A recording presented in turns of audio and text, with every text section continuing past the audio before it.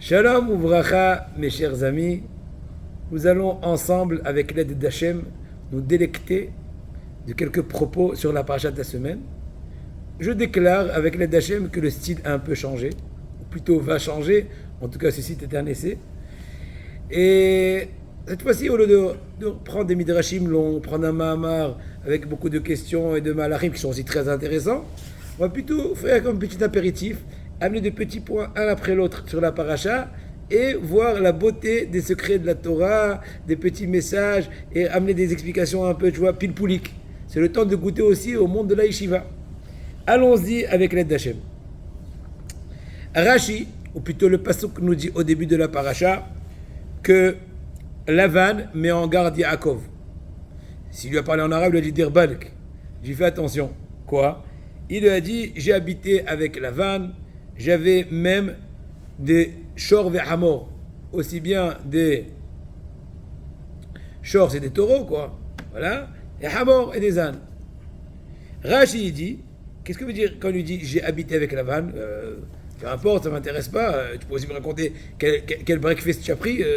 C'est pas le sujet. Il dit non, Tariq Mitot Chamarti, fais attention. Je suis toujours religieux, hein, je suis pas fry. J'ai pas enlevé les petites idées là qui part. Oui, ça me rappelle un chant quand j'étais enfant. C'est un peu pour vous détendre.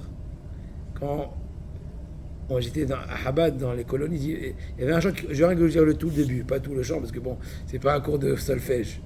Le long de la route, je flânais, un vieil ami j'ai rencontré, tout perplexe, je me suis exclamé, Dan, je parle de quand Dan, Dan, tu as complètement changé. Il se tourna vers moi et me dit, sac des mots, des gens fait fi, tefillin je ne porte pas, kasher je ne mange pas, je suis un bon juif, sans cela. Qu'est-ce qu'il lui répond? Oh mon ami, écoute-moi, le judaïsme doit rejaillir sur toi. Religion à l'intérieur, tu ne peux garder et rester bon juif avec fierté. C'est pas suffisant. Tfilin à mettre, tzedaka à donner. Alors tu arrives à la vérité. Hamaase ou ikar. Un bon juif dans le cœur. Le but de notre création, en tout cas, Yaakov, il a dit n'aie pas peur. Et ça, moi je suis Habibi. Et encore très attaché à Kadosh Baruch Hu, et fais attention. La question qui se pose, quel est le rapport entre le fait qu'il a mentionné dans ses paroles, j'ai des taureaux, hein, fais attention, je vais te faire la corrida, ou j'ai des ânes, je vais te faire, il va donner un coup de pied, une zougia, comme ce qu'on dit en hébreu, et c'est fini. Quel est le rapport? Tu lui parles, tu l'arnen teire, et d'un côté tu lui dis, écoute, si ça ne marche pas spirituellement, on a d'autres moyens techniques, comment dirais-je, de guerre, un peu plus corporels. Hay taekwondo, parce que je ne comprends pas ma pchat. Aïe, aïe, aïe, aïe, aïe, aïe, aïe, aïe. Et un sefer qui s'appelle Plinim Yekarim, il dit une très belle réponse à cela. Et un certain Midrash, on introduit une nouvelle introduction pour comprendre la réponse, qui dit sur ce passouk-là, avec Gili Shor va Amor, Shor, on fait allusion à Yosef Hatzadik, Bero Shoro Adarlo. On sait très bien que Yosef Hatzadik est symbolisé par le taureau. Vahamor, qui est symbolisé par le Hamor, Issachar, l'Ernen Teire, l'étudiant universel de la Torah. Il était comme Hamor Garem qui est prêt à supporter le joug, avec joie, avec le joug de la Torah. Et le Ramban pose une question qu'on ne s'est jamais attendu à elle. En tout cas, moi, Baruch Hashem, la semaine dernière, dans mon étude quotidienne à l'allée de Bnei Brak à Natania, dans mon limoud de Orahaim Akadosh, je l'ai étudié. Certes, c'était Parashat Vayahi, parce que je prends un peu d'avance. Mais en tout cas, il n'y a pas El Mukdamu Arba Torah. Je vous ai raconté l'autre fois la blague, tu te rappelles, de la personne qui était illettrée, qui est rentrée à la synagogue, et la pauvre elle essaie de suivre un peu. Et bon, il fait semblant, il regarde à côté, l'autre est à la page 113, il retourne un peu honte, il était à 52, et toi, à un certain moment, il en a eu marre. Les gens, ils sautent, il va, ça vient, ils avancent, et lui, il se trouve bête. Il s'est énervé, il a pris la crosse, il a passé plein de pages, j'aurais dit maintenant, rattrape-moi. Ça c'était l'idée. Donc là aussi, ce qui s'est passé. Donc après j'ai dit ça parce que moi aussi j'ai pris un peu de l'avance comme ça je veux pas. Bon, c'était pour un peu ironiser. Maintenant le Ramban il pose une question à Tsuma. Comment Yaakov il a dit que j'ai observé les 613 mitzvot? Posez une question, je vous en prie. Posez une question. Il a observé les 613 mitzvot? Mais non, il s'est marié avec 2 sœurs. Interdiction stricte de la terre. Comment je t'ai permis? Alors, Rabban bien connu, qui dit que l'interdiction de 2 sœurs n'était pas interdit en Hutz La'aretz. Or, tout cet épisode était en Hutz La'aretz. N'est-ce pas, Haran, en Syrie, là-bas? D'accord? Très bien. Et donc, Hutz La'aretz, c'est hors jeu, entre guillemets. Donc, Yaakov Avinu n'était pas. Par contre, tous les autres mitzvot, donc tous les mitzvot d'ailleurs, Raël et Nifteret, avant qu'il rentre en Eretz Israël. Donc, ça n'a pas été compté, ça peut être quand même observé un maximum. En fait, je vous dis entre parenthèses que Haïm Akadosh n'est pas d'accord avec le Ramban. Et il dit notre explication, l'explication générale était que, en un mot, hein, c'est vraiment, il s'allonge beaucoup. Mais il s'allonge. Mais l'idée du Haïm Akadosh de dire non. Nos patriarches, c'est vrai qu'ils se sont obligés d'accomplir la Torah, mais ils n'étaient quand même pas obligés de l'accomplir parce que c'était avant le don de la Torah. Et donc ils avaient le droit de faire des dérogations selon leur conception prophétique. Et donc Yaakov a vu que selon les Olamot, il y avait 12 tribus, 2 sœurs, Léa, etc. Il a eu le droit. Il est vrai, il dit après de Vologine, après que la Torah a été donnée, il n'y a plus de Hormot.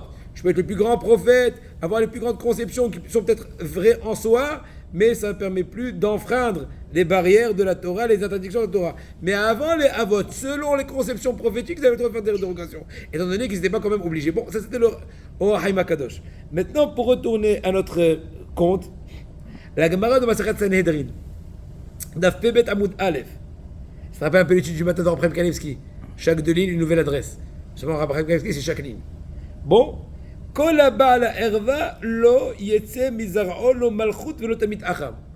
celui que lo alenu, il se marie un mariage interdit, oui, c'est marqué Baal Erva, il va sur une nudité, donc ça veut dire Isurim Asurim, eh ben il peut jamais espérer que de lui il va sortir ni royauté ni un érudit en Torah. Chez Mishmo, il a signé un contrat à Vichlet, chez Mishmo.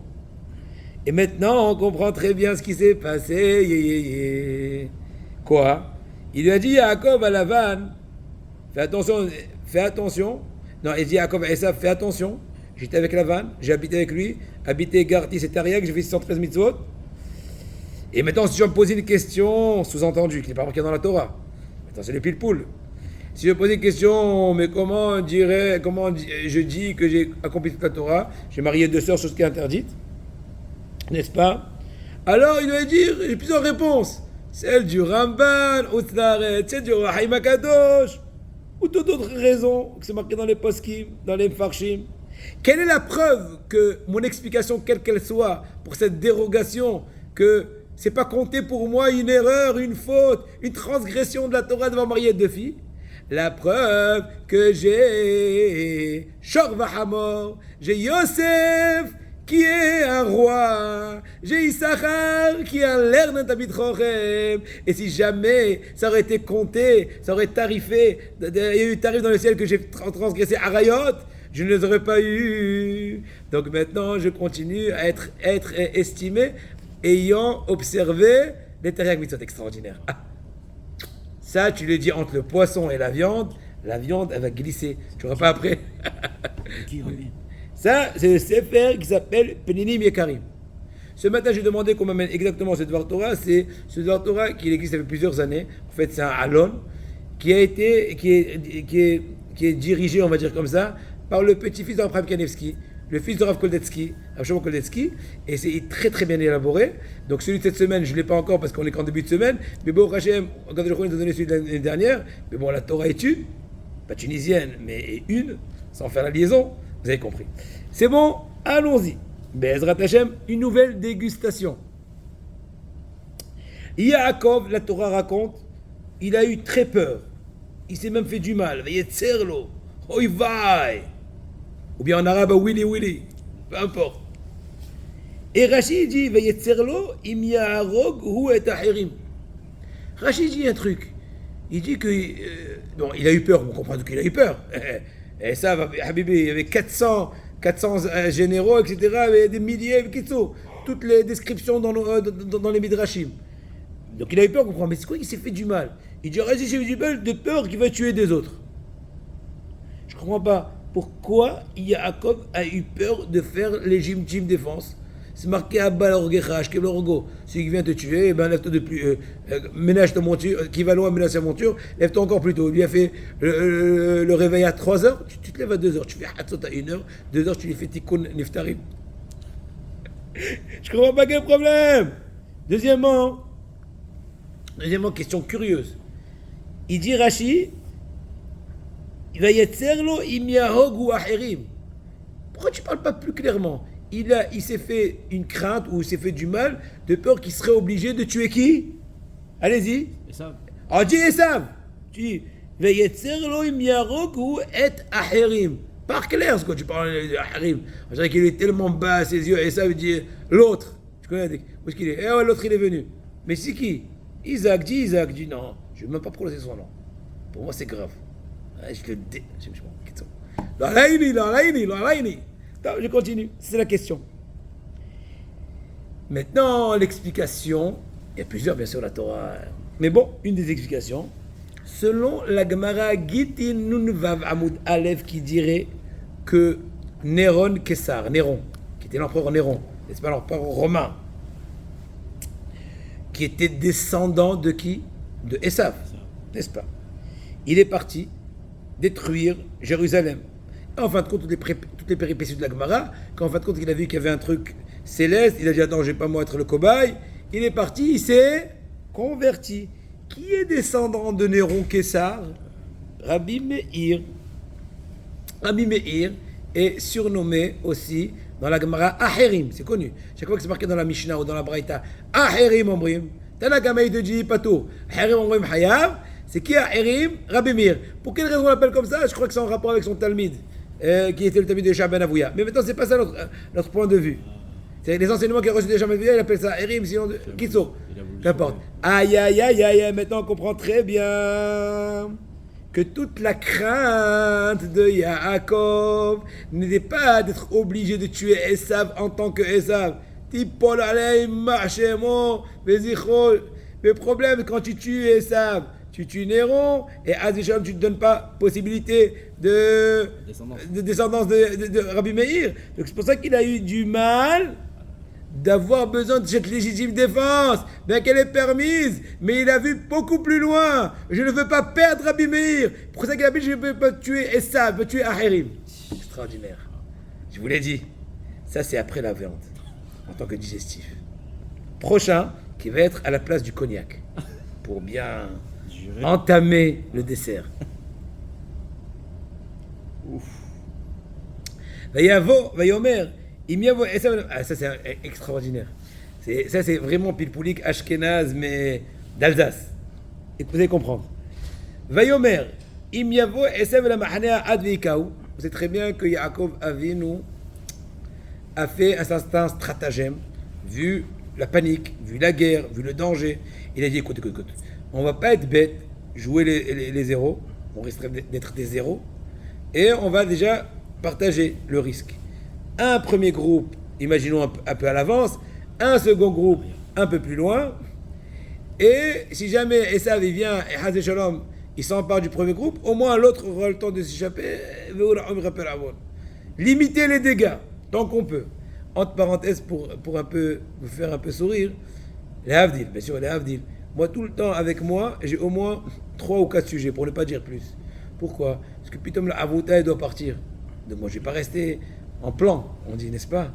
Donc je fais un autre. Putain, je suis fatigué. Pourtant, j'ai pas envie de celui-là, ce sujet. Putain, ça y est déjà prêt.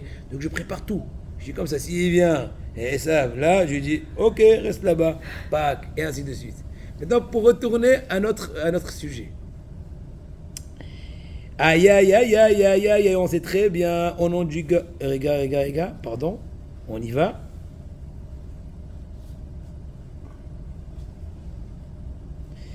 C'est marqué, je répète le terme du pasouk, Imyavo esev la mahane ayahat veikaou. S'il vient dans le camp et il frappe un premier parti, le deuxième, il va être lifleta, il va être sauvé. Deide yadoua b'shem Gaon, on sait très bien au nom du Gaon de Vilna. Quand on dit Gaon, on dirait le Gaon de Vilna. Jusqu'à nouvel ordre. Shamila venatnu nikra yashar ve'afour. Ça on le sait très bien. Venatenu en hébreu, ils donneront Ma'at Shekel, et bien sache que quand tu donnes, tu reçois. Parce que quand tu lis de droite à gauche ou de gauche à droite, le mot Venatenu, il est, comment dirais-je, polyvalent. Venatenu, Venatenu. Vérifiez, écrivez-le, vous vérifiez. Et bien maintenant, il te dit la même chose, le mot Vehikahu. Écrivez dans la paracha qui est marqué dans le pasouk. De peur qu'Esav, il vient dans le premier camp et il va le frapper. Vehikahu. Vous lisez de l'autre côté. Vehikahu. Donc c'est, comment dirais-je, panim el panim. Donc il te dit aussi, maintenant quel est le problème? En d'autres mots, que celui qui va te frapper, il va se faire frapper. Donc il dit que celui qui donne, il va recevoir. Celui qui frappe, le frappeur sera frappé. Maintenant, donc on comprend très bien pourquoi pourquoi? Parce qu'il a dit le fait que Esav va vouloir frapper, il sera automatiquement frappé. Donc le second camp, automatiquement, il n'aura plus de force Esav de l'attaquer. Donc c'est un stratagème spécial de faire Esav de faire ça. Ça c'est un premier vort. En fait, je voulais rajouter un autre point très intéressant. Le suivant. Toujours dans le même stratagème, que moi, Yaakov, j'ai séparé les deux camps pour limiter les dégâts. Et Rashi dit, Ve'aya mahane anishar, en souhaitant que le deuxième camp qui est resté, après que le premier Hazve Shalom, si jamais il s'est fait attaquer et soumis, l'autre il va rester l'ifleta, il va vivre, il va rester en liberté. Et Rashi dit, al korho, contre son gré. Donc, première explication, on a compris peut-être pourquoi il s'est contre son gré, parce que c'est Ikao, d'accord? Regardez maintenant, c'est ce que j'ai dit tout à l'heure, maintenant, pile-poule un peu, j'ai dit alsacien, c'était la sauce, quoi? J'ai dit, Kaché Merod, ou Esav Inatia Bim Ama, Viatia la Rogue et Chilama Anot. Oublions la première explication. L'explication, on dit Ikao, donc automatiquement il va être KO, il va être KO avant, truc. Mais maintenant, on ne comprend pas. J'ai dit, écoute, on va limiter les dégâts, s'il attaque un, l'autre au moins. Mais peut-être les deux. Tu les mets ensemble ou pas ensemble, c'est comment dirais-je, c'est une bouchée ou deux. Quelle est ton idée? Viesh Lomar, il y a un sefer qui s'appelle Hanukat Torah, qui dit un truc extraordinaire. Qu'un midrash qui dit, nos sages disent que la distance qui séparait le premier et le second camp que Yaakov a divisé, les deux camps, elle était d'une journée de marche, d'une journée de trajet. Et alors? Et Yaakov, il était dans le premier camp, le plus proche de Esav, le plus en péril. Et nos sages ont dit Maseret Sota David Gimel Amud Aleph. C'est quand Rivka, elle a dit à qui à Yaakov, vas-y, Ebni, Yaakov, sauve-toi, parce que pourquoi vous allez mourir vous deux le même jour? Ils disent nos sages qu'elle a eu Ruach HaKodesh, que le jour où Yaakov est mort aussi Esav. Chose qui a eu lieu, vous vous rappelez? Je vous dis en un mot, l'historique. La Gemara Maseret Sota raconte cela, que le jour où Yaakov et Niftar, ils sont arrivés à Meharat Marpella, un peu de mousser. Et voilà, ils s'apprêtent à rentrer. Sidna, papa Yaakov, venir l'enterrer dans les mausolées ancestrales, n'est-ce pas? Je dis bien? Très bien. Parce qu'après j'ai des bicorotes. Vous avez compris? Et voilà, ancestral. Et à ce moment-là, ça, excusez-moi du terme, c'est pas. Il ne se laisse pas aller. Je comprends pas, c'est moi l'aîné. Imaginez-vous la pagaille, la boucha. Yaakov Avinu, les rois ont mis leur couronne, les ont accompagnés, Pharaon, l'empire mondial, j'en sais rien. Et voilà, qui fait le balagan, est en train de, comment dirais-je, refroidir l'honneur, humilier Yaakov. Nos sages racontent que Hushim ben Dan, qui était sourd-muet, il n'était pas conscient de ce qui s'est passé. Alors, attendez, une seconde. Auparavant, je dis, attends. Alors, on a un contrat, tu as vendu, tu travailles pas la soupe aux lentilles. Tu dis, quelle lentille? Ah, sacrane. La soupe aux lentilles. La soupe aux choux. La soupe aux lentilles et tout. Bon, il a dit, Naftali était speed. Comme il est parti en Égypte, parce qu'ils ont oublié le contrat en Égypte. Il est parti. Entre-temps, Oshim Ben Dan, moi je ne vais pas attendre, je comprends pas ce qui se passe là. Il crie, il y a un arrêt, tout le monde pleure, ils sont maintenant tous sévères, avec l'air sévère. L'autre, il leur fait comme ça. Il dit, Il a pris une hache, il a donné sur sa tête, il a coupé la tête a été enterrée là, le corps est parti à la poubelle. Ouais, d'accord. Voilà, et voilà. Comme ça, Tom Rabba. D'accord. Aïe, aïe, aïe, une parenthèse sur une parenthèse. Rab Chaim Shmulevitz dans Sichot Moussar, il pose une question, je ne comprends pas. Les 12 autres, les 11 autres Shvatim Kedoshim, ils sont restés, entre guillemets, inertes. Seul Ushim a su, comment dirais-je, régler les comptes et très habile, très vite. Ils ont tous compris. Tous les chefs de SA sont partis. Yaakov et Ora, me rappelle. Peut-être qu'ils ont même fini de l'enterrer avant qu'ils reviennent à Naftali. Mais j'étais pas là. Il a fait crier, allez, ça y est. Babchat. Aïdi Abraham, tu vois de l'un grand moussard. Quand tu as un contact avec du mal, au bout du temps, tu es influencé, tu deviens moins sensible.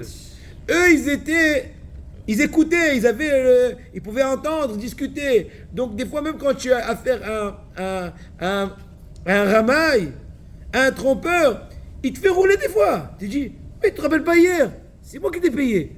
Il te dit, quel menteur. Mais tu commences à dire, attends, peut-être oui, peut-être non. Il te fait rentrer dans sa scène. Alors que Ojim Bendan, il était pur. Il n'a rien entendu. Il dit, papa est là. Papi, ouais, son père. Il parle papi est là, ça marche pas, tac, tac, qu'est-ce qu'il faut? Tabim. Ça, c'est une parenthèse. Maintenant, pour retourner à notre histoire, ce qui s'est passé, donc en fin de compte, ils sont morts les 2 jours, le même jour. Yaakov, mort, enterré, plus précisément. Parce que Yaakov, il était beaucoup avant, il a été embaumé, 30 jours, etc. Bon, d'accord, vous avez compris. Maintenant, on continue. Et Rivka a vu en prophétie que Esav et Yaakov mourraient ou seraient enterrés le même jour. Yaakov, il a fait un compte. Il a dit, si ce Mzrov là, qui est Esav, il m'attaque moi et mon camp le premier jour. Adve Shalom, Yaakov vinu ala Vasholem. Et Esav, il va mourir le même jour. Donc, il a mis l'autre camp plus d'1 jour de distance. Comme ça, il aura le temps de mourir avant d'y arriver. C'était la sauce alsacienne, je voulais vous dire. Aïe, aïe, aïe, aïe, aïe, aïe, aïe. Méridique Zokt. Vous avez compris? Puissant. Bezrat Hashem. Merci à Hashem. Qui nous fait goûter les dégustations. Maintenant, je ne sais plus où mettre ça. On va le mettre au kiddush du matin, le prochain vort. Parce que là, on a café, pousse café, digestif, alcool, halas. Il faut maintenant aussi l'Arlen. Le Shabbos, il est tellement long, il fait des heures et des heures. Tu n'as pas que dormir. À un certain moment, l'esprit commence à s'évaporer. Comme ce qu'il dit Ben Ishaq, quand on dort trop, il douille. Bon, ça dépend en fait. C'est parce que tu as dit Achamim, ils ont le droit de se reposer un peu plus pour reprendre des forces. Mais bon, il faut tout modérer. Aïe, aïe, aïe. C'est marqué dans les poskim qu'un Tamid Acham, il n'a pas le droit d'étudier une chose compliquée le Shabbat. Parce qu'il fait du tsar. Il faut leur donner un truc sympa. Mais maintenant, des fois, tu es obligé de trucs étudier parce que c'est le seul moment. Par exemple, moi, il y a des trucs que je peux faire que le Shabbat. Le restant, je suis en train, avec ma avruta, sans préparer un cours. Donc, le seul moment où je ne peux ni enregistrer, ni écrire, c'est Shabbat. Donc, des fois, ça tombe des sujets durs. Et ben, c'est ce qu'il y a. Entre guillemets. Entre guillemets. Ah, il va être marqué un truc extraordinaire. Lequel? C'est marqué que Yaakov Avinu, il fallait soudoyer ça. Il aime bien les violets. Les billets violets. Ils existent, je ne sais même pas la vérité. On ne connaît pas ces couleurs, non. Nous, tu sais, c'est le rouge, là, le petit 20 shekels. C'est le mieux, quoi. Au mieux, c'est le plus gros billet qu'on connaît. Ça marche avec des violets, des fois, des violettes. Top. Et Izim, il a envoyé Yaakov pour faire du tape à l'œil à Esav. Izim Mataïm, n'est-ce pas? 200 chèvres, on va dire, Tiashim Esrim, 20 Scharim de Izim, etc. Vaïka minaba biado minha. Le Baal HaTurim, Rabbeinu Yaakov Baal HaTurim, il nous dit que faites attention que tous les mots de ce verset-là, les premiers mots, ils se finissent avec la lettre finale même. Même. Izim, Mataïm, Tiashim, Esrim, même Sophite. N'est-ce pas? Pourquoi? Pour nous enseigner que Kadosh Baruch Hu, entre parenthèses, pour vous dire un peu l'idée que Baal HaTurim, est-ce qu'il paraît qu'il a écrit son Pérush sur la Torah la veille de son mariage? À la veille que pour nous, ça prendra même 20 ans. Ça peut durer. Hein? On ne le fera pas. La veille, c'est... Au passage, en tout cas, le Baal Tourim, il te dit, c'est pour nous enseigner que Shalahlo Yaakov et Kol Baal Moumim. Il a envoyé tout, en arabe ça s'appelle les Mudrobim. Il a envoyé tous les c'est quoi Baal Moumim? Tous ceux qui ont défaut. Attention, de quelle question il est? Il n'a pas envoyé un boiteux, parce qu'il va l'énerver. Il dit, oh, Moshe, Yaakov, oh, Tsaria, non. Il a envoyé des très belles, mais ils étaient très forts. Ils avaient un moum pnimi. Très fort. D'accord? Moum, même.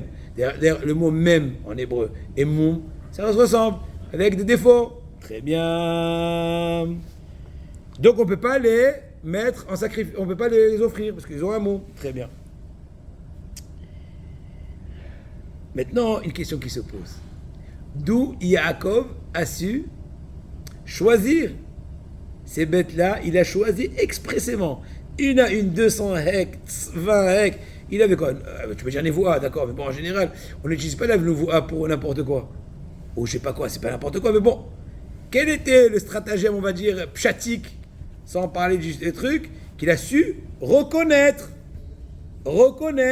ceux qui étaient très forts. Parce qu'encore une fois, à l'œil nu, tu ne vois pas qu'il est boiteux, ou qu'il a un pied cassé, ou qu'il a un œil qui a sorti de son orbite, j'en sais rien. Donc il n'y a pas de simané très fort, Itonim. Réponse. Le Rama, Yoredea Siman la Medvav, dans Trefot, il ramène qu'on peut vérifier est-ce qu'une bête elle est tréfa ou pas du fait que tu la caresses avant qu'on l'égorge. Tu lui fais une petite préparation. Et si elle se courbe quand tu la caresses, ça prouve qu'elle est kshira. Kshira. Voilà. Est-ce qu'elle se courbe qu'elle est kshira? Mais si tu la caresses, tu fais.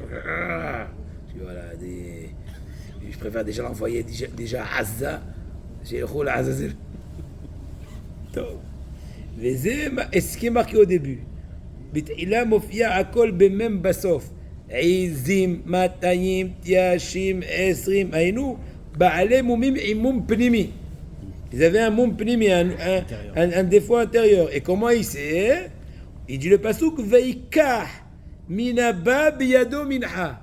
Il a pris de ce qui vient avec sa main un cadeau. Quoi avec sa main? Après avoir effectué la vérification manuelle avec sa main, il a vu ce qui était comme ça. Il dit Hada, c'est très bien pour ça. Il dit Hada, non, mais il reste sur un corban. Hada, il dit ouais, il est coriace. Hek, incroyable, hein? Extraordinaire. Maintenant, nous allons passer peut-être demain dans le cours journalier, puisque là c'est le cours de la semaine hebdomadaire, on va peut-être continuer à déguster petit à petit le restant des vrais Torah, et là je vais je vais passer à un autre registre. Lequel? C'est des questions très générales sur la Yiddishkeit. Alors on va voir, on va commencer ensemble. Yiddishkeit, Ashkofe, Yediot, Ashuvot, V'chen Dvarim, Gdolei Israël. שאלות ותשובות, d'accord? très bien. אדם העובד בעבודה שאינו מסוגל להמשיך בה משום שבעל הבית מאוד תקיף ומלחיץ ומאוד לא נעים לעבוד שמה. J'arrive plus à travailler dans cet endroit-là, étant donné que le boss, il est très pointilleux, il est, comment dirais-je, il voit tout étriqué. C'est pas une vie. Est-ce que il faut que tu quittes le lieu sur place aussitôt ou essayer d'attendre au moins de trouver un nouveau emploi pour ne pas tomber entre les kisaot, une expression en hébreu, tomber entre les chaises, d'avoir ni mieux vaut un tien que deux tu l'auras. Est-ce que c'est vrai dans ce cas-là? Abraham Kanievski disait toujours de quitter un emploi et rester à la maison, c'est pire que toute autre chose au monde. C'est pour ça, tant que tu n'as pas un nouveau travail, eh ben, il faut rester où tu es. Et, entre guillemets, subir la situation. Pourvu que tu ne vas pas être au chômage. Parce qu'on sait très bien que Batala Mivi'al et Deshe'amoum. Quand tu es, comment dirais-je, sans emploi, à moins que tu aies un learn and tear, c'est d'autres choses. Parce que la terre, au contraire. Mais bon, on parle d'une personne qui étudie, mais qui travaille aussi. Aïe, aïe, aïe, aïe, aïe, aïe. Attention, Rabotai, continuons la vue de Rab Chaim. לכן כל עוד שאין עבודה אחרת הוא מורה שעזוב. וידוע שהרב שטיינמן, c'est bien connu que le Rav Steinman, sur une telle situation, il a amené les paroles de Sidna Rabbi Haïm Ben Attar, Haïm Akadosh, dans Parasha, à nous. Perek Lamedvav Pasuk Kaf Zayin, que le Otsar des Issourim, c'est quoi le Otsar? Le trésor des souffrances. C'est un trésor qui est bon. On ne le souhaite pas de l'avoir parce qu'on a peur de ne pas tenir. Mais c'est ce qu'il a, les difficultés qu'il a. C'est un trésor qui est bon et qui est éternel. Il ne faut pas rater. Il ne faut pas le rater. C'est pour ça que c'est marqué Shuvi el gevirter vitani ta'at yada dans la paracha. Akadosh Baruch Hu a dit à Hagar, qui se plaignait qu'elle était entre guillemets maltraitée par Sarah, il lui a dit retourne, continue entre guillemets à souffrir, soumets-toi à Sarah. Et c'est pour ça que déjà Rav Steinman n'écoute pas ceux qui te conseillent de quitter, entre guillemets, excusez-moi du terme, frime. Allez, je veux pas, je m'en vais. Style, je te laisse tomber, mais entre-temps, tu t'es fait. Non. Il faut déjà trouver un intermédiaire. Plus que ça. Quand Kadosh Baruch Hu il t'aime, il te fait des difficultés. Si tout va trop bien, eh ben c'est pas, la vie n'est pas rose. Donc maintenant il vaut mieux subir donc le boss, excusez-moi du terme, qui prend la tête, que de se prendre la tête après. Okay? Kamouvan, j'ai Shmikrim Yotzei Dofen, il est bien évident qu'il y a des exceptions qui confirment la règle, mais ça n'empêche que l'idée générale, la shkafa ikarit, est telle qu'on vient d'expliquer. Avançons, voilà un petit pré-goûter de Hanouka. Attention, en hébreu, c'est pas le het, c'est pas le ret, c'est le het. Hanouka. Bon, Hanouka, yesh anoagim bishiva lahlif havruta ha'im ze hanaga rouya. Il y a certains minag dans les yeshives que Hanouka, c'est une espèce de tahanat hilouf, une espèce de station de changement. C'est très bien qu'au début de Kaïtz, Horef, on cherche un nouveau compagnon. C'est pas obligé. Je t'arrange, mais bon. Ri'anoun, un rafraîchissement. On change de... Moi, la vérité, personnellement, j'ai rarement changé de Havrutot. C'est-à-dire, dans toute l'histoire, depuis que je suis au Yeshiva de Kolonim, j'ai dû avoir en tout et pour tout, peut-être 10 Havrutot. C'est pas beaucoup. Après 30 ans, je sais pas combien. C'est pas mal. Mais bon, pour te dire, il y en a des années durant. À l'âge des années 5, 6 ans, presque la majorité de la journée, on était ensemble. Bon, maintenant, pour retourner. Est-ce que c'est bien, en tout cas, maintenant, ceux qui font Hanouka? Ça me rappelle, une fois, le Rosh Yeshiva, il nous a dit, je comprends pas aujourd'hui. Chaque Shabbat, il y a des... J'ai pas dit que c'est vrai dans toutes les Yeshivot. Mais c'est des fois pour un peu secouer un peu les Avrim et les Bahorim, il leur dit, je comprends pas. Jusque-là, il y avait Zman Kaïtz, Zman Horef, n'est-ce pas, la session d'été, d'hiver, Elul. Mais il dit, maintenant, les gens, ils se prennent un congé tous les Shabbats. Zman Beshalach, Zman Boy, Zman Vayetze. Bon, en tout cas, est-ce que c'est bien ou pas, ce Hanouka-là, de changer de Havrutot?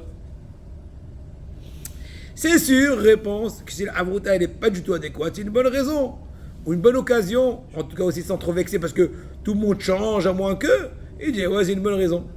Ça, c'est un. Mais de façon normale, si tu t'arranges bien avec ta Havruta, il vaut mieux continuer avec ton même compagnon d'études. Havruta ometuta. Comment est-ce qu'il a dit Rashlaki, Rabbi Yochanan, Rashlaki, quand il a dit, ou mon compagnon d'études, ou mourir. Mieux vaut mourir que de perdre mon compagnon d'études. Aïe, aïe, aïe, aïe, aïe, aïe. Incroyable, hein? Voilà, donc, Ve'arav Shach, Bitel et Kol Avrutod Adashot. Comme ça dit Gershon Edelstein. Que Rav Shach, il n'était pas content de tout. Bon, encore une fois, des fois, il y a des cas, la Havruta devient très affairée. Imaginons, de un Hatan. Bon, tu peux le supporter, ça va. Mais après, quand ça devient que je suis devenu de sa Havruta, elle s'est conseillé comment acheter le lustre et le matelas pour sa nouvelle maison, il dit excusez-moi, je ne suis pas agent immobilier. Comprenez? C'est l'idée générale. Bon, avançons encore un tout petit peu. Oh, question intéressante. Quelle est la puissance, la force de ceux qui soutiennent la Torah? En fait, qui pensent soutenir alors que c'est la Torah qui les soutient, mais bon. Sans vouloir heurter personne, mais bon, la vérité doit être dite quand même une fois pour toutes. Voici. C'est marqué dans la paracha, peut-être tu t'en rappelles la paracha. Baruch Hashem. Vayar ki lo yachol veiga bekaf yerecho vedeka kaf yerech Yaakov. Donc c'est très bien la lutte entre l'ange de Esav, dit le Samach même, l'Alaïli, et Yaakov Avinu. Et quand il a vu qu'il ne pouvait plus, il voyait qu'elle allait perdre, n'est-ce pas? Il a attrapé la hanche de Yaakov et il a fait ce qu'il a fait, il a fait bouger, etc. Guidanaché, n'est-ce pas? Le Zohar HaKadosh dit que quand le ministre, donc le représentant, l'ange qui représente Esav, il a vu qu'il ne peut pas porter atteinte à la Torah de Yaakov, il a décidé d'affaiblir la force de ceux qui soutiennent les étudiants toraniques. Quand on ne peut pas attaquer directement, on attaque dans les fonds, on coupe les vivres. Quand tu attaques une ville, soit tu peux attaquer les civils directement, soit tout simplement tu coupes les os. T'attends gentiment. Chez Mishmor, les Havdil.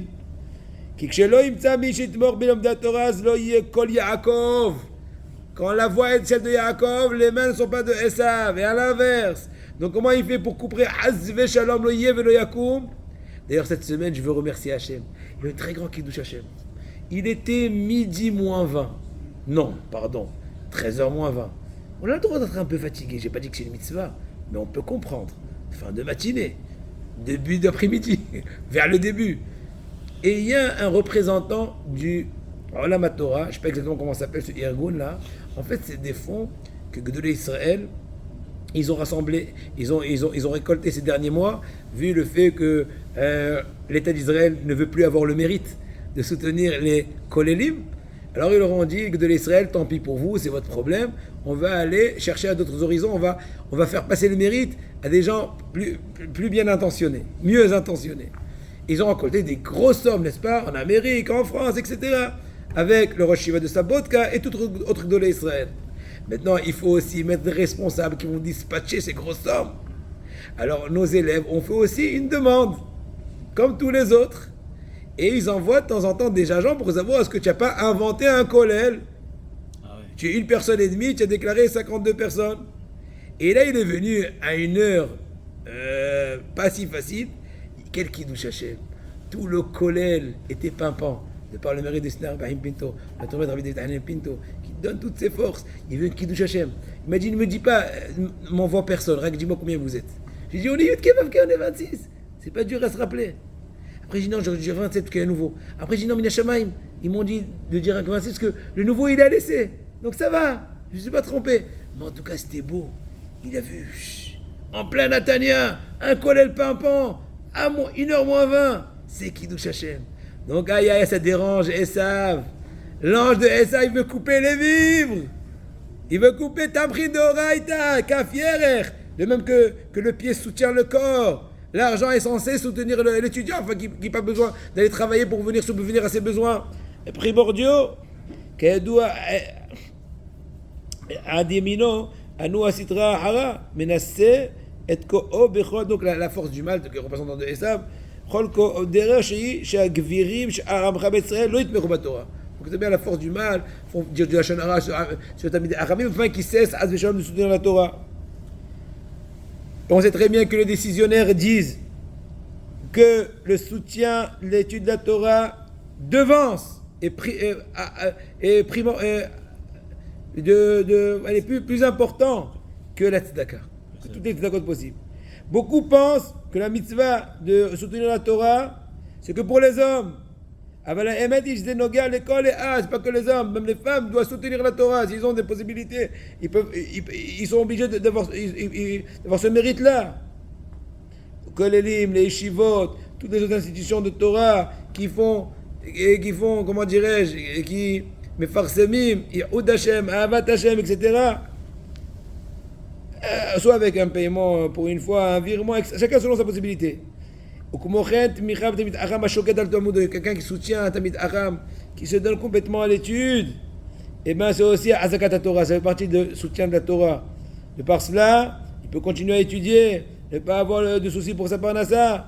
Et ainsi il écrit Rav Tzraïm dans son livre Homatadat, et il dit וטעם הדבר שגלוי לפני כבודו יתברך שאם לא ימצאו חס ושלום מחזיקי התורה ממילא יתמוטט הדת כולו. Si חס ושלום on trouve pas des gens qui soutiennent la Torah, il risque d'avoir un très grand risque que la Torah risquerait חס ושלום להתמוטט. אבל ברוך השם הוא ההפתעה de רבי שמעון כי לא תשכח מפי זרעוי, כן? ורצה שיהיה לכל ישראל אלק קדושה. Donc, notre roi Kadosh Baruch Hu a voulu que chacun donne son maximum. Toi, tu leurres, lui, te soutient. Tout le monde est autour de la Torah. Tout le monde est autour de Kav Sof. Pour ajouter encore une petite question, pour finir en beauté, Be'ezrat Hashem Yitbarach. Ma davar agadol shegaram le Ra'el leipaked. Quel est le mérite spécial qui a fait mériter Rachel, notre mère, d'avoir des enfants après plusieurs années de stérilité? Aïe, aïe, aïe, aïe, le Ramban dit